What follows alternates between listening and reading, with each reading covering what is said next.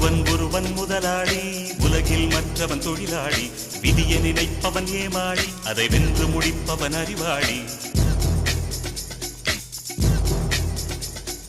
ஒருவன் முதலாளி, உலகில் மற்றவன் தொழிலாளி. விதியை நினைப்பவன் ஏமாளி, அதை வென்று முடிப்பவன் அறிவாளி.